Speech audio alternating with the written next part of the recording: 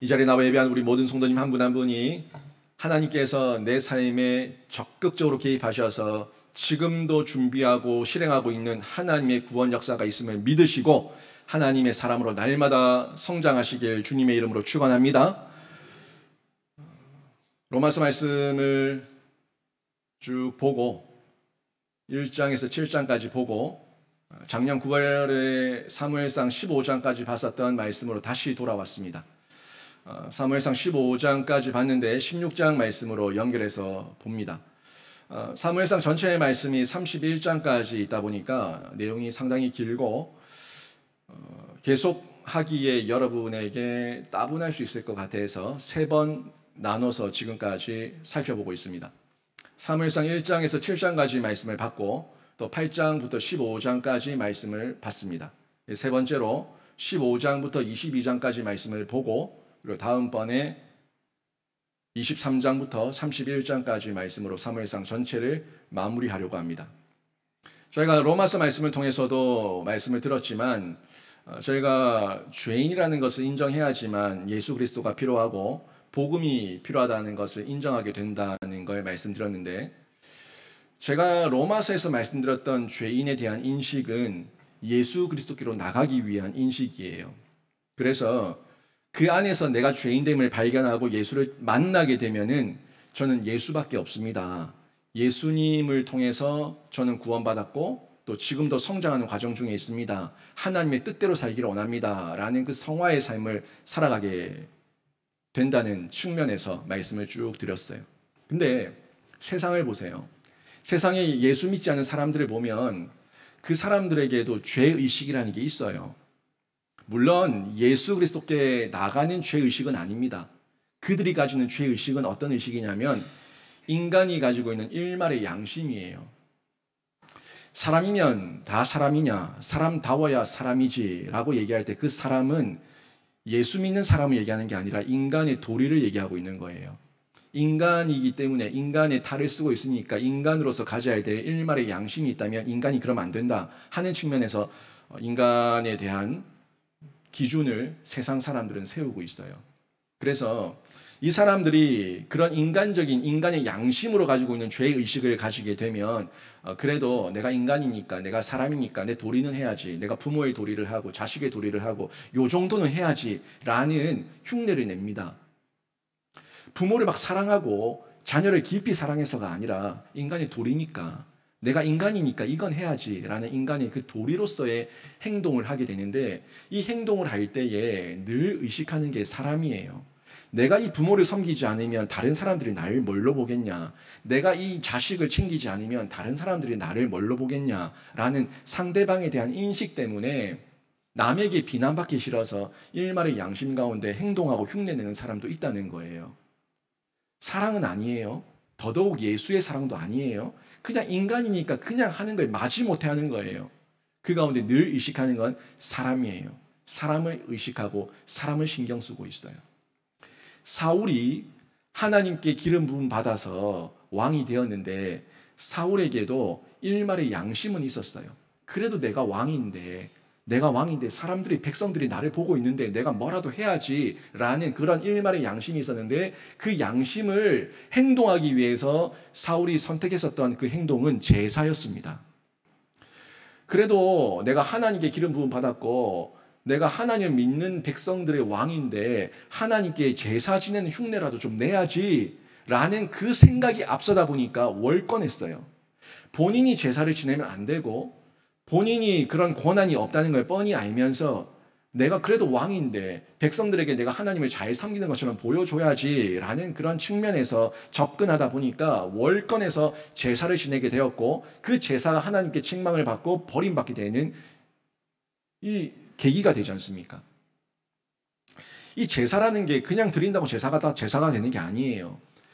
하나님께 제사를 드리더라도 하나님의 뜻대로 드려야지 제사가 되는 거고 하나님께서 흠양하시고 하나님께 영광이 되는 거예요. 우리가 예배를 드리는 것도 마찬가지죠. 이 자리에 앉아있다고 예배가 아니에요. 하나님의 뜻대로 예배해야 되고 예수님의 이름으로 기도합니다 라고 말했다고 그게 기도가 되는 게 아니라 하나님의 뜻대로 기도해야지 하나님께 영광이 되고 하나님께서 흠양하시는 예배, 하나님께 상달되는 기도가 되어서 하나님께 영광이 된다는 거예요.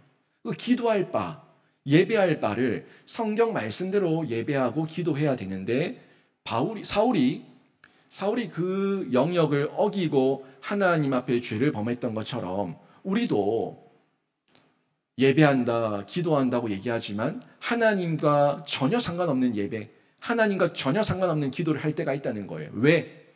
사람들이 보니까 사람들이 날 보고 중직이라고 얘기하고 사람들이 날 보고 집사라고 얘기하고 사람들이 날 보고 예수 믿는다고 얘기하니까 그 사람들에게 보이는 측면에서 내가 이 정도는 예배하고 이 정도는 기도한다라는 걸 보이기 위해서 흉내낼 때가 있다는 거죠. 안타까운 거예요.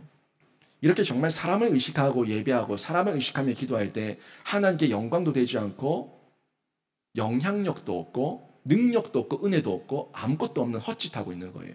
안개, 바람, 연기, 증기 같은 그런 쓸모없는 짓만 하고 있는 거예요. 사울이 안타깝게 그런 행동을 했어요. 그런 행동을 했는데 책망을 받았어요. 사무엘에게 책망을 받았는데 그 책망받은 사울은 회개하지 않습니다. 사울은 도리어 사무엘에게 백성들이 다 보니까 나랑 저기까지만 좀 같이 가줘. 사람들이 다 보니까 나와 좀 함께 가줘. 라는 이런 식의 자기 인기 관리에만 급급하고 있다는 거예요. 그런 연약함, 예배한다, 기도한다, 말은 하고 있지만 사람들 보니까 흉내내고 있는 이런 모습의 사람들은 그 속에 하나님이 없습니다. 사울의 마음도 마찬가지예요. 사울의 마음은 하나님이 없어요. 하나님의 다스림이 없어요. 인본이에요. 신본이 없어요. 기본이 인간이에요. 기본이 하나님이 아니라 기본이 인간이에요. 인간에게 보이기 위한, 인간을 위한 인본주의적 가치를 가지고 사울은 사람의 인기에만 관심을 가득 가지고 있었던 거예요. 그래서 자기가 생각하기에 내가 왕이 된 것도 사람들이 날 요구하고 사람들이 나를 지지하니까 내가 왕이 된 거고 백성들이 떠나면 나는 왕이 안 되니까 나는 백성들에게 잘 보여야 돼 라는 측면에서 인기 관리, 인지도 관리에만 열을 내고 있다는 거죠. 우리 정치인들 한번 보세요. 국민을 위한다, 나라를 위한다, 민족을 위한다, 100년 대계 다음 세대를 위한다, 교육을 위한다. 없어요. 그저 매주 발표되는 그런 설문조사에 의한 인지도, 지지율 거기에만 급급하면서 요동치고 있는 그 사람들을 보지 않습니까? 그게 인본주의예요. 마음의 심지가 곧지 않아요. 마음에 정확한 정체성과 철학이 없어요. 그러니까 사람 보면 휘청휘청하고 있는 거죠. 늘 사람에게 잘 보이려고 인기에 연연하고 있고 하나님보다 사람의 소리에만 귀를 기울이고 있다는 거예요. 하나님께 기쁨이 되기보다 사람의 비위를 맞추기 위해서 애를 쓰는 이런 모습이 우리 교회 안으로 들어온다면 그 사람은 신앙생활하는 게 아닙니다. 종교생활하는 거예요. 하나님 앞에 비나이다 하고 있지만 그 비나이다는 결국 나에게 돈 달라고 요구하는 것밖에 안 되고 그건 종교예요. 종교에 가서 굿하고 부적 쓰고 하는 거죠. 우리는 그런 사람에 의지하는 사람을 바라보는 인본적인 종교가 아니라 하나님을 의지하며 하나님 안에서 하나님의 뜻을 발견해서 사명 감당하는 신앙을 가지고 살아가야 되는데 이 종교를 가진 사람들이 교회 안으로 들어와서 내가 신앙이 있는 줄 착각한다는 거예요. 불쌍한 사람들입니다. 그런 사람들은 하나같이 복을 받지 못합니다. 복 받지 못하는 사람들의 특징입니다. 하나같이 사람을 의식합니다. 그리고 늘 피해의식에 쌓여있고 열등감에 빠져있고 낮은 자존감에 빠져있어서 거기서 헤어나오지를 못합니다.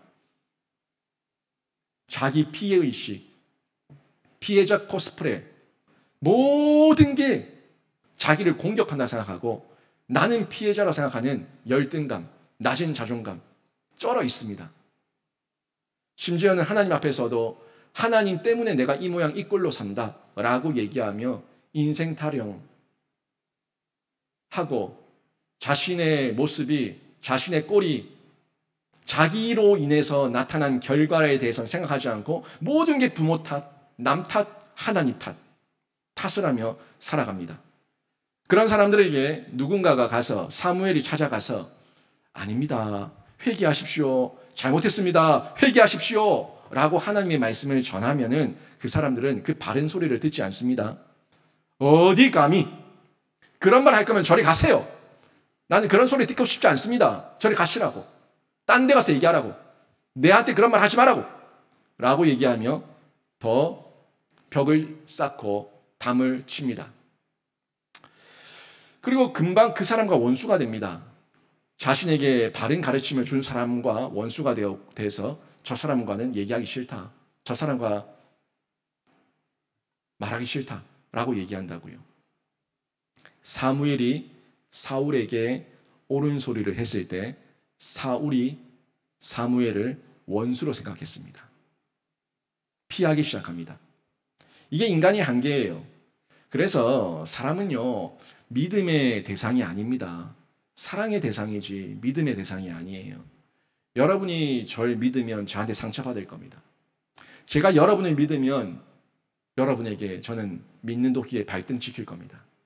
저희는 서로 믿으면 안 돼요. 저를 믿지 마시고 하나님을 믿으세요. 여러분을 믿지 않고 하나님을 전 믿습니다.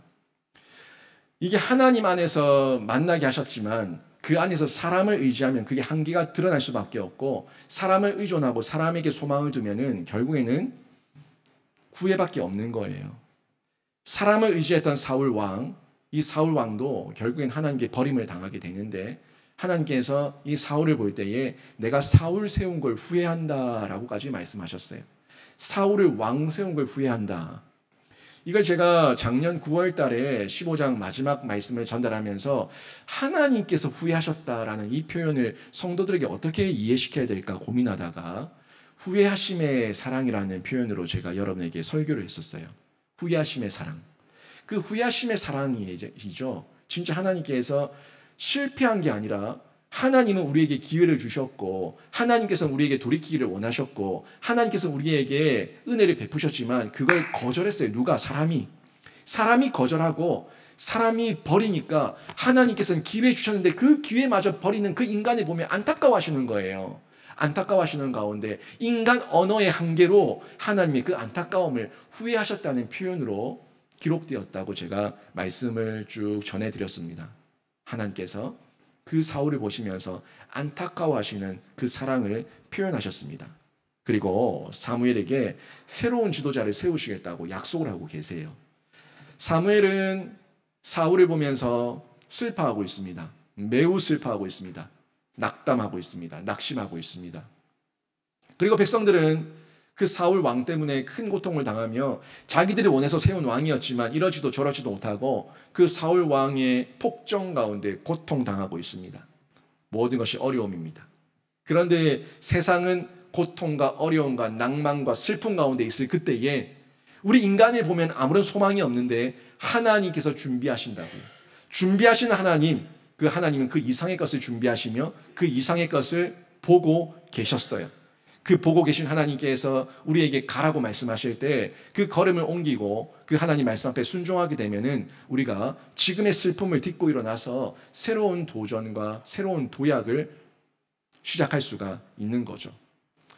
그런데 먼저 오늘 내용을 쭉 보게 되면 사울이 슬퍼하고 있다는 거예요. 슬퍼하는 자가 있습니다. 인간이기 때문에 슬픔이 있죠. 인간이기 때문에 하나님의 모든 계획과 섭리와 하나님의 그 모든 작정을 알지 못하니까 우리 인간은 인간인지라 보이는 영역에서 인간의 슬픔을 가질 수밖에 없어요. 근데 이 슬픔이 인간의 슬픔이냐 아니면 좀 더 하나님 앞에서 성숙한 슬픔이냐 하는 측면에서 저희가 점검해 보고, 인간의 슬픔에만 멈추지 말고 사무엘과 같이 좀 더 이타적이며 넓은 측면에서의 슬픔으로 성장시켜서 하나님께서 기회 주실 때 기회를 붙잡아야 된다는 거죠. 오늘 말씀 한번 보세요. 사무엘상 15장이 이렇게 끝났습니다. 35절에 보니까 이런 말씀이 나옵니다. 사무엘이 죽는 날까지 사울을 다시 가서 보지 아니하였으니 이는 그가 사울을 위하여 슬퍼함이었고 여호와께서는 사울을 이스라엘 왕으로 삼으신 것을 후회하셨더라. 사람을 세울 때에 긴장감이 있어요. 여러분이 저를 청빙했죠. 저를 청빙할 때 여러분 저를 얼마나 믿었습니까? 저라는 사람에 대해서 얼마나 하셨어요? 이상한 사람 왔으면 어떡할 뻔했습니까? 미친 갱이 왔으면 어떡할 뻔했어요? 누군가 사람을 세울 때는요, 지도자를 세울 때는요, 긴장감이 있어요. 우리가 지금 세우고 투표하고 우리가 결정하긴 하지만 정말 저 사람이 잘할 수 있을까? 긴장감이 있다는 거예요. 장로를 세울 때도 마찬가지고 안수집사 권사를 세우고 안수집사를 세우고 모든 교회 중직들을 세울 때도 긴장감이 있어요. 저 사람이 중직으로서 그 역할을 감당할 수 있을까? 아니 다 모르니까 우리가 그동안 봐왔다고 하지만 그 사람이 이력을 쭉 봐왔다고 하지만 사람이니까 긴장감이 있어요. 또 지도자가 되고 난 이후에는 늘 헌신이 따릅니다. 자기가 자기 부인, 자기 십자가, 헌신과 수고와 노력으로 더 섬겨야 되니까 특히 교회는 더 섬겨야 되니까 과연 저 사람이 자신의 계산 없이 자신의 어떤 욕심 없이 섬김의 자리에서 잘할 수 있을까라는 그런 긴장감이 있다는 거예요.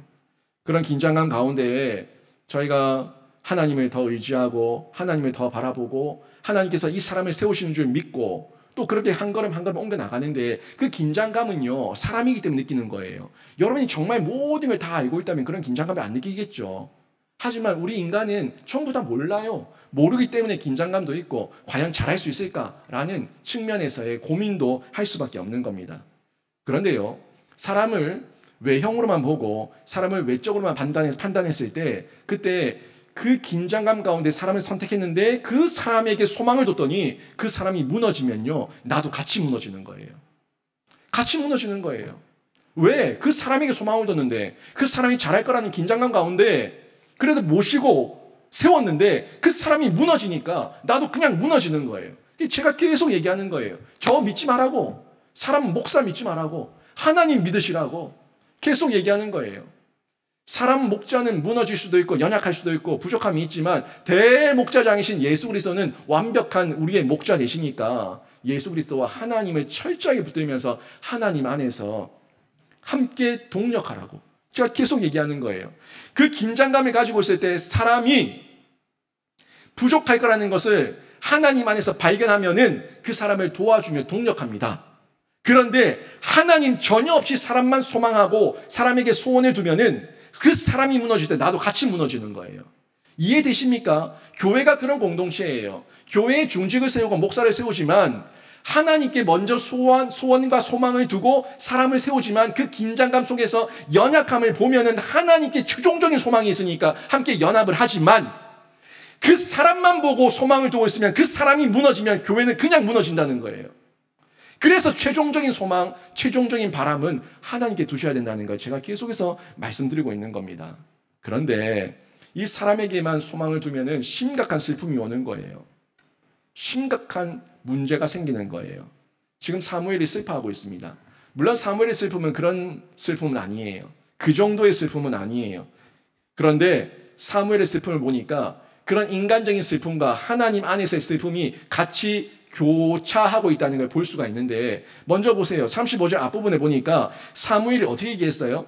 사무엘이 죽는 날까지 사울을 보지 않았다고 얘기하고 있고 그 다음을 보니까 사무엘이 사울을 위하여 슬퍼했다고 얘기하고 있어요. 그러니까 한번 보세요. 연결해 보시라고. 아니 사무엘이 슬퍼하는데 그 슬픔이 자기가 무너져서 슬픈 게 아니라 사울 때문에 슬퍼하고 있는데 그런데 그 사울을 평생 보지 않았다? 이건 무슨 말이지? 정말 사울을 위해 슬퍼하고 사울을 생각했던 사람이라면 사울을 찾아가서 사울을 보고 사울을 위로하고 사울을 다시 가르쳐서 사울을 세워야 되는데 사울을 위해서 슬퍼했다고 얘기하면서 정작 사울을 죽는 날까지 한 번도 보지 않았다고 얘기하고 있는 거예요. 이 말이 앞뒤가 무슨 말이냐? 혼돈이 될 수 있어요. 여러분, 사울이 죄를 지어서 사무엘이 슬퍼했는데 사무엘이 슬퍼했던 거는 마음이 진심이에요. 하나님 아버지의 마음으로 슬퍼했어요. 그런데 사무엘이 사울을 평생 보지 않았어요. 그 보지 않았던 거는 사무엘이 사울을 싫어해서가 아니라 사울이 회개하지 않아서예요. 사울이 회개하지 않고 죽게로 돌아오지 않으니까 하나님의 사람이었던 사무엘가 볼 일이 없는 거예요. 그러니까 하나님을 떠난 사울, 그 사울에게 목숨 걸고 있는 백성들 얼마나 불쌍해요. 하지만 사울에게 기대는 했지만 하나님께 최종적인 소망이 있으니까 사울을 보지 않아도 살 힘이 있고 능력이 있고 자신의 사명에 아무런 지장이 없다는 거죠. 이 측면에서 슬퍼하고 있는 사무엘의 슬픔을 저희가 생각해 볼 수가 있는데, 사무엘이 느낀 이 슬픔, 과연 어떤 슬픔이겠습니까? 무슨 슬픔이냐는 거예요. 슬픔은 슬픔인데 도대체 이건 무슨 슬픔이냐? 그 슬픔을 잘 이해하셔야 되는데, 사울은요, 이스라엘이 처음 세웠던 인간 왕 아닙니까? 처음 세운 왕이에요. 이 왕을 누가 세웠어요? 하나님이 세우셨지만 겉보기에는 사무엘이 택하고 사무엘이 기름 부어서 사무엘이 세웠어요. 그런데 그 기름 부어서 세웠던 사울이 잘하기를 원하는 마음이 사무엘에게 있을까요? 없을까요? 인간적으로 있죠. 당연히 잘했으면 좋겠어요. 내가 기름 부어서 내가 세우고 내가 피택하고 내가 즉위시까지 다 해준 왕인데 그 왕이 타락하는 모습을 어떤 선지자가 보기를 좋아하겠습니까? 사무엘도 사울이 잘 되기를 바랬어요. 그런데 이 사울이 점점 타락하는 거예요. 점점 망가지는 거예요. 이걸 지켜보고 있는 사무엘은 그 타락하는 사울을 보면서 슬픔을 느낄 수밖에 없는 거죠. 인간적인 거예요. 인간이기 때문에 느끼는 거예요. 정말 잘하기를 원했는데, 정말 잘하기를 바랬는데 왜 저것밖에 안 되냐 하는 그런 인간적인 슬픔을 느낄 수 있습니다. 이 예는요, 여러분이 충분히 이해하실 수 있는 일상 가운데 있어요. 제가 여러분이 성장하기를 바라는데 여러분이 신앙이 자라지 않을 때 느끼는 슬픔, 여러분이 저를 보면서 우리 목사님 정말 목회 잘해 주시기를 바랬는데 제가 무너지고 제가 넘어질 때 느끼는 슬픔, 그런 슬픔이에요. 내 자녀와 내 자식이 잘 해주고 내 부모가 좋은 부모가 되고 그렇게 해주기를 서로 간에 바랬는데, 그 연결고리 속에 있는데 서로가 실망을 안겨줄 때에 성도가 목사에게, 목사가 성도에게, 부모가 자녀에게, 자녀가 부모에게 느끼는 그런 실망감, 슬프죠. 너무너무 슬픈 거예요. 믿었던 사람, 믿었던 그 인물에게 실망을 가지게 되니까 마음이 슬픈 거예요. 이런 인간인지라 저희는요, 사람을 의지하고 사람을 바라볼 때 슬픔이 없을 수 없습니다. 우리가 궁극적으로 하나님께 소망을 두고 있다고 하더라도 사람이 보이잖아요. 저 보이지 않습니까? 저도 여러분이 보인다고요. 궁극적으로 하나님께 소망을 두고 있지만 무너지는 성도를 보면, 무너지는 목사를 보고, 무너지는 부모와 무너지는 자녀를 보면은 인간이기 때문에 느낄 수밖에 없는 그런 슬픔이 있다는 거예요. 그래서 슬픔은 종류가 있습니다. 그냥 똑같은 슬픔이 아니라 앞서 말한 것처럼 인간이기 때문에 인간으로서 느낄 수밖에 없는 인간적인 슬픔이 있어요. 나라는 존재로 느끼는 슬픔이 있는가 하면, 또 다른 슬픔은 하나님의 애통이에요. 하나님 아버지의 마음으로 그 성도를 바라보게 되고, 하나님 아버지의 마음으로 이 목사를 바라보고 자녀를 바라보고 부모를 바라보면은 그 애통은요, 또 다른 슬픔이에요.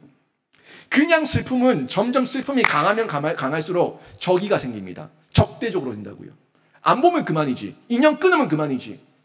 그냥 이렇게 돼버린다고요. 교회 옮기면 그만이지. 끝내면 그만이지. 아주 적대적이고 극단적인 슬픔으로 몰아세웁니다. 무슨 슬픔이? 인간의 슬픔이. 그런데 하나님의 애통이 들어오면은 교회를 보고, 나라를 보고, 민족을 보고, 가정을 보고, 영혼을 보고, 그 사람들을 보면서 내가 그래도 이 상황 가운데는 뭔가 해야 될 역할이 있다 하는 측면에서 또 다른 준비를 시도할 수가 있는 거예요. 여러분의 슬픔은 어떤 슬픔입니까?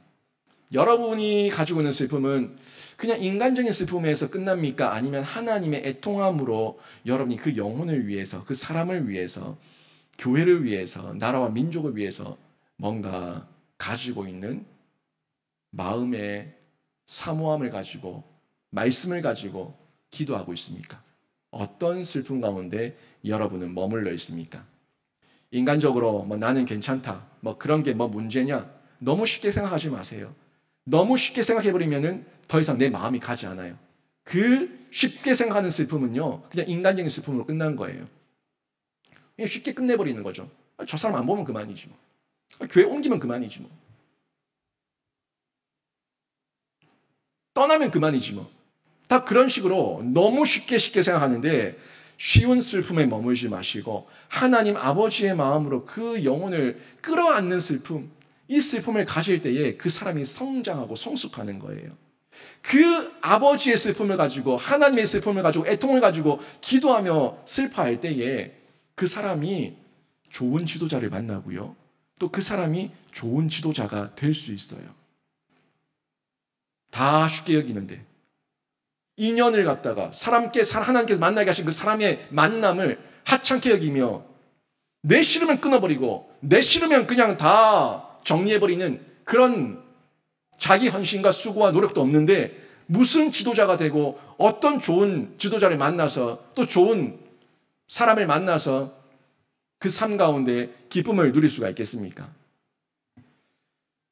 여러분이 왜 사람에게 슬픔을 당하는지 한번 잘 돌아보세요. 여러분이 당하고 있는 슬픔, 인간에게 소망을 둬서 그런 거예요. 하나같이 사람을 의지하고 사람을 믿어서 그 가운데 배신당하고 어려움 당하고 슬픔이 생긴 겁니다. 여러분의 슬픔이 사무엘의 슬픔인지 한번 돌아보라는 거죠. 사무엘은 그 정도의 인간적 슬픔이 아니었어요. 사무엘은요, 사울을 위한 슬픔이었어요. 사울의 죄 때문에 슬퍼했고요, 나라를 위해 슬퍼했고요, 이스라엘 백성들을 위해 슬퍼했고, 이스라엘 백성의 구원을 놓고 슬퍼하며 애통했습니다.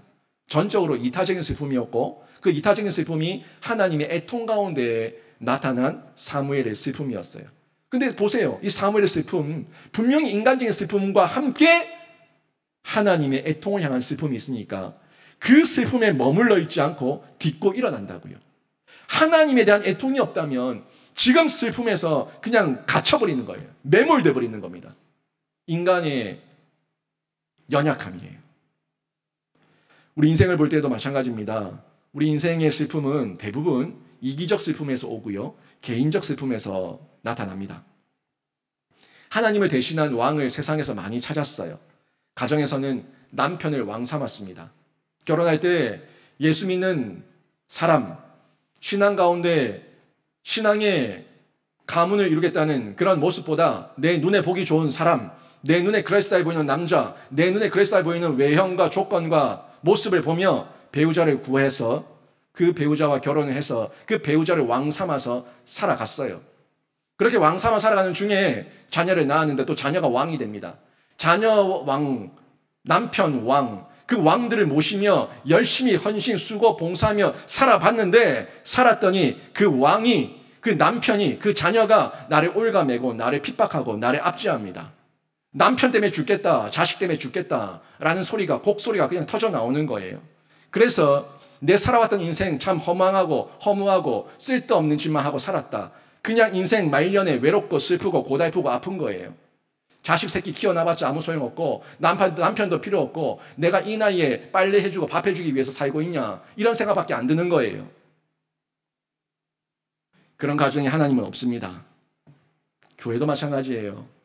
목사를 왕인 줄 알고 목사를 왕 삼고 살았던 교회들은 하나같이 무너지고 고통 가운데 어려움을 당해요.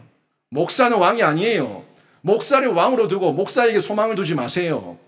목사를 왕으로 모시고 목사에게 소망 두며 진리가 뭔지, 본질이 뭔지 성경 말씀에 근거도 전혀 없이 그냥 목사의 말이면 그저 따르는 그런 어리석은 모습 가운데 있을 때 교회는 병들고 교회는 분열됐습니다.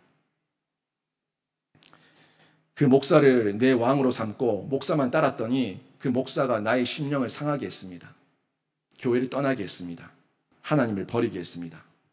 모두 다 하나님 없이 사람으로 왕 삼았던 그 의지의 결과, 사람을 의지했었던 결과가 이런 비참함으로 나타나고 서로가 서로에게 고통과 어려움밖에 주지 않았다는 겁니다. 사람을 의지하면 아무런 도리가 없습니다. 사람을 의지하면 아무런 희망도 없고 발전도 없고 성장도 없고 그저 떨어지는 것밖에 남지 않았습니다. 이런 어려움 중에, 슬픔 중에 있을 수밖에 없는 우리 인간을 위해서 하나님께서 준비하십니다. 준비하시는 분이 있어요. 슬퍼하고 있을 때 그 슬픔 가운데서 일어나라고, 그 슬픔 가운데서 딛고 다시 일어서라고 또 말씀으로, 명령으로, 사명으로 우리를 두들기시는, 준비하시는 하나님이 계십니다.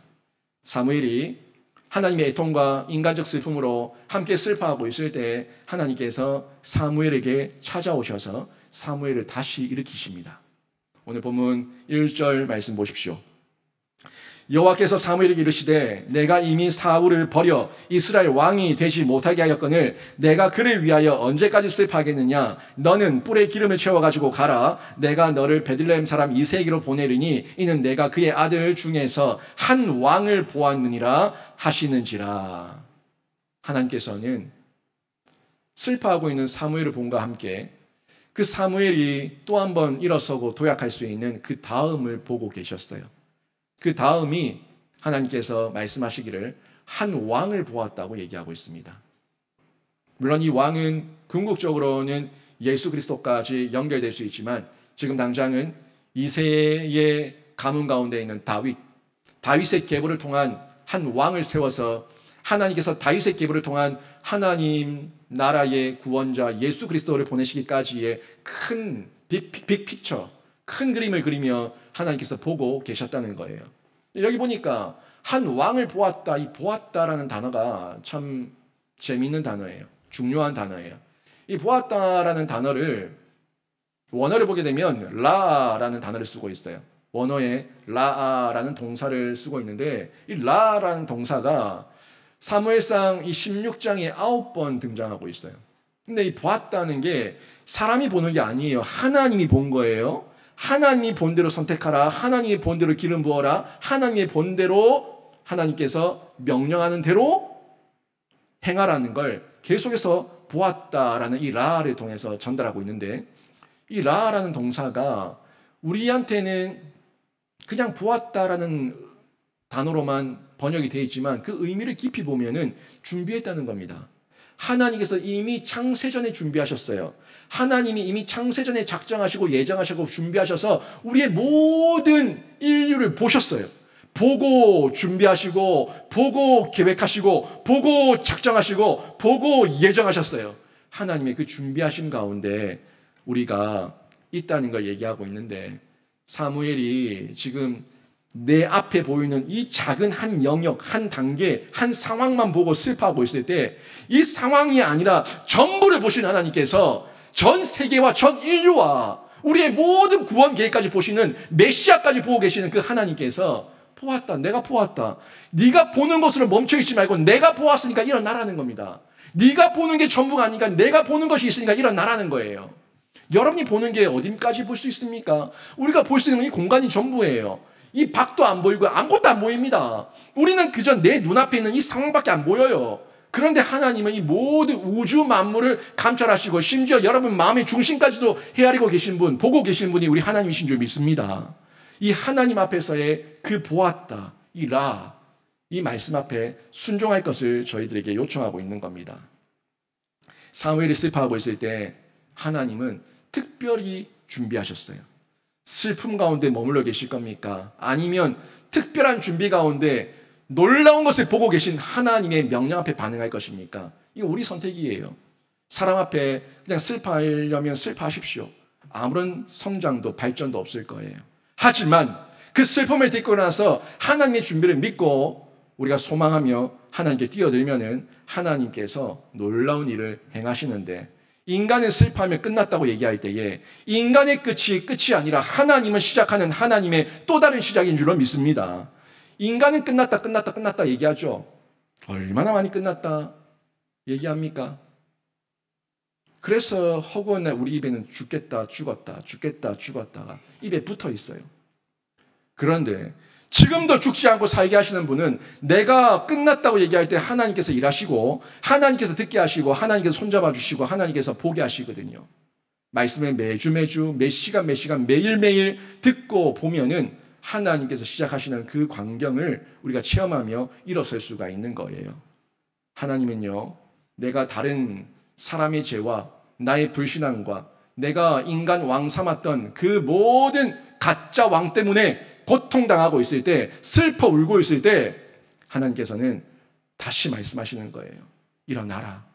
내가 창세전에 예수 그리스도를 택했고 내가 창세전에 예수 그리스도 안에 너를 나의 자녀 삼았으니 일어나라. 그만 슬퍼하고 일어나라 라고 말씀하고 있다는 거죠. 지금 여러분의 슬픔은 어떤 슬픔인지 먼저 확인하십시오. 여러분의 슬픔이 그냥 인간적 슬픔이라면 그 슬픔을 딛고 일어나셔서 하나님의 준비하신 가운데 또 한번 기대하시고 사모하시며 하나님의 준비를 믿으시기를 주님의 이름으로 축원합니다. 믿으시면은, 여러분이 뛰어드시면은, 하나님을 믿고 반응하면은 그 다음에 실행하시는 분은 역시 우리 하나님이세요. 하나님께서 일하십니다. 하나님께서 일하십니다. 주가 일하시네, 주가 일하시네. 노래만 부르고 말만 하지 말고 주가 일하시는데 그 실행하시는 분 하나님을 믿고 여러분이 마음을 추스리고 일어나셔서 주께로 뛰어드시길 바랍니다. 뛰어들면은 실행하시는 분, 준비하신 분이 실행도 하게 하시는 거예요. 순간순간 두려움이 있지만 일어나십시오. 2절, 3절 말씀 보세요. 또 두려움 가운데 있는 사무엘, 그 사무엘을, 슬픔 가운데 있는 사무엘을, 두려움 가운데 있는 사무엘을 하나님께서 다독이시면서 또 한 번 일어나게 하시는데 하나님께서 구체적으로 말씀해 주십니다. 사무엘이 이르되 내가 어찌 갈 수 있으리이까? 사울이 들으면 나를 죽이리이다 하니 여호와께서 이르시되 너는 암송아지를 끌고 가서 말하기를 내가 여호와께 제사를 드리러 왔다 하고 이새를 제사에 청하라. 내가 내게 행할 일을 가르치리니 내가 내게 알게 하는 자에게 나를 위하여 기름을 부을지니라. 사람은요, 하나님의 말씀을 거부할 때 원수가 됩니다. 사람과 원수가 되고 하나님과 원수가 돼요. 하나님의 말씀을 거부할 때 하나님께서 넌 내 원수다 라고 말씀하는 게 아니라 내가 하나님의 말씀을 거부할 때 내가 담을 쌓은 거예요. 내가 벽을 친 거예요. 내가 하나님을 떠민 거예요. 내가 하나님을 원수 삼은 거예요. 사무엘이 사울을 죽는 날까지 보지 않았다는 것은 사무엘이 의도적으로 적극적으로 사울을 보지 않은 것이 아니라 사울이 회개하고 돌아오지 않으니까 사무엘을 만날 일이 없었던 것이고, 우리가 하나님을 거부하고 말씀을 거부하고 떠나가니까 하나님을 적대시하는 거예요. 하나님을 적대시하는 마음, 적이가 하나님께 있는 것이 아니라 사람에게 있는 거예요. 사람이 하나님을 적이, 하나님을 대적하는 마음으로 원수 삼는 거예요. 여러분, 하나님이 여러분을 버린 게 아닙니다. 하나님은 여러분을 공고하게 한 게 아닙니다. 공고함을 당한 이유와 지금 내가 하나님 앞에 심판을 받고 징계를 당하는 이유와 내가 하나님 앞에 어려움을 당하는 이유는 내가 하나님을 떠났기 때문이에요. 내가 하나님 말씀을 거부했기 때문이에요. 그런데 그거를 내 탓으로 하지 않고 남 탓, 이웃 탓, 하나님 탓으로 얘기한다면 이게 배은망덕이고 적반하장이에요. 하나님은 여러분을 버리지 않으셨습니다. 지금도 여러분이 돌아오기를 원하신다는 거예요. 사무엘이 사울을 원수 삼지 않았고 하나님이 사울을 원수 삼지 않았습니다. 하나님과 사무엘을 원수 삼은 건 사울이에요. 사울이 자신의 마음에 있는 인간만 바라보는 인간의 소망을 둔 그 마음이 하나님과 사무엘을 원수로 삼고 멀리한 거예요. 사람은요, 이렇게 하나님을 원수 삼고 나를 원수 삼은 어떤 대적이 있으면요, 두려움이 생길 수 있어요. 그렇죠. 원수가 발악을 하고 있어요. 발악을. 너 죽여버리겠다. 너 죽여버리겠다. 내가 가만히 안 두겠다. 라고 얘기하며 발악을 하고 있는데 아무리 그래도 사람이 나를 죽이겠다고 눈에 불을 켜고 쫓아다니면 두려움이 없겠습니까? 사울이 다윗을 죽이겠다고 군대를 이끌고 온 광야와 온 나라를 휘젓고 다닐 때 다윗에게 두려움이 없었겠어요? 사람이기 때문에 두려움이 생길 수 있어요. 나는 하나님의 사람인데, 나는 하나님을 믿는데 내가 사람이라서 연약한 육체를 입고 있는 자라서 다른 육체를 가지고 발악하고 있는 원수가 있다면 나도 사람이라 두려움을 느낄 수가 있다는 거예요. 심지어 사무엘까지도. 사무엘도 사무엘이 사울을 위해서 슬퍼하고 있고 하나님의 통함을 가지고 슬퍼하고 있음에도 불구하고 사울이 미쳐 날뛰니까 사무엘에게도 두려움이 생기는 거예요.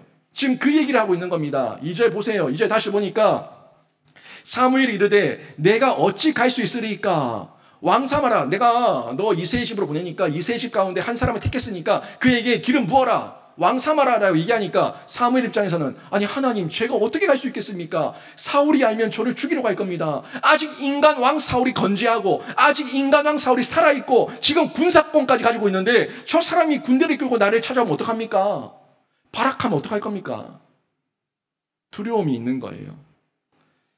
여러분, 이런 모습 우리 주변에 쉽게 볼 수 있어요. 정말 쉽게 볼 수 있어요. 발악하는 사람들 때문에 여러분이 두려울 때가 있다고요. 여러분의 남편이 발악할 때에, 예수 믿지 않는 여러분의 남편이 발악할 때 여러분 두려워합니다. 예수 믿지 않는 여러분의 자식들이 발악할 때에 여러분 발악합니다. 성도라고 생각했고 성도라고 가르쳤는데 그 성도들이 발악할 때에 목사는 두렵습니다. 저는 분명히 하나님을 믿고 있고 하나님의 말씀대로 가르치고 전달하고 있는데 그 성도가 저를 향해서 저기를 가지고 목사 쫓아내겠다, 목사 죽이겠다고 덤비면 목사도 인간인지라 두려움을 느낄 수 있어요. 겁이 나요. 여러분 자식이 바른 소리 했을 때 엄마 아빠한테 화내고 문 쿵 닫고 나가고 집 나갈까봐, 더 빗나갈까봐, 더 삐뚤어질까봐 그런 두려움이 여러분 마음 가운데 있는 것처럼 사람은 발악하는 대상이 있으면 누구든지 성도든 목사든 자식이든 배우자든 누구든지 그 발악하는 대상 때문에 두려움을 느낄 수가 있다는 거예요. 그런데 이 두려움을 이겨야 돼요. 이걸 이기지 못하면 저는 목사가 아니에요. 이걸 이기지 못하면 여러분은 부모가 아니에요. 자식 무서워서 자식 삐뚤어질까봐, 자식 집 나갈까봐 무서워서 자식에게 가르쳐야 될 바를 안 가르칠 겁니까? 성도들이 목사한테 저 교회 떠납니다, 저 다른 교회 갑니다, 아니 앞으로 예수 안 믿을 겁니다 라고 얘기하는 그 말이 무서워서 가르쳐야 될 바를 못 가르친다면 목사 안 해야죠. 무슨 자격으로 합니까? 진리의 말씀을 왜곡하는데. 말씀에 있는 그대로 전달하고 있는 그대로 전달하고 가르칠 수 있을 때 그때 목사가 목사다운 거고, 아무리 자식이 발악을 해도 있는 그대로 바른 교훈으로 가르칠 수 있을 때 부모가 부모 되는 거예요. 그걸 이겨야 된다고요. 그 이김이 어디서 옵니까? 하나님께로부터 오는 거예요. 인간으로 이기겠습니까? 인간의 슬픔으로, 인간의 고통으로, 인간의 고민으로 빠져 있으면 그거 이기겠습니까? 못 이깁니다. 고민하고 생각하면 생각할수록 그 깊은 물속으로 더 빨려 들어갑니다. 비록 맞아도, 비록 옥에 갇혀도, 비록 돌에 치임을 당해도, 고통이 있어도 전해야 될 바가 하나님 말씀이면 있는 그대로 전달해야 되는 거예요. 성경에 보면 선지자가 왕과 백성에게 하나님의 말씀을 있는 그대로 전달했을 때 고통을 많이 당했어요. 선지자는 잘못이 없었거든요.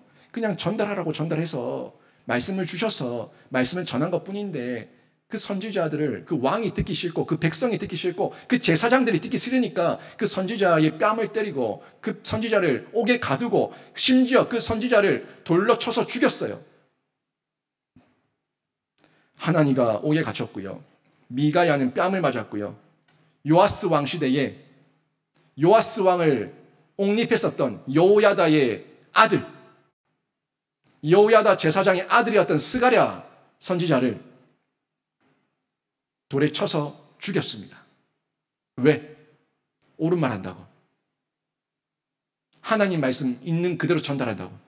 내 귀에 좋은 소리 안 한다고 뺨 때리고 옥에 가두고 돌로 쳐 죽이는 그런 시대가, 발악하는 원수들이 지금도 우리 주변 가운데 있다는 거예요. 가정 가운데 있다는 거예요. 세상 가운데 있다는 겁니다. 그런 두려움이 사무엘에게도 있어서 사무엘이 하나님께 제가 어찌 갈 수 있습니까? 제가 어떻게 새로운 왕을 삼기 위해서 기름 부으러 갈 수 있습니까? 라고 질문하고 있는 겁니다. 이 질문에 대해서 하나님은 대꾸하지 않으십니다. 왜요? 사무엘이 걱정할 일이 아니에요. 사무엘이 염려할 일이 아니에요. 이 질문에 대해서 하나님 대꾸하지 않으시고 더 구체적인 실행을 알려주십니다.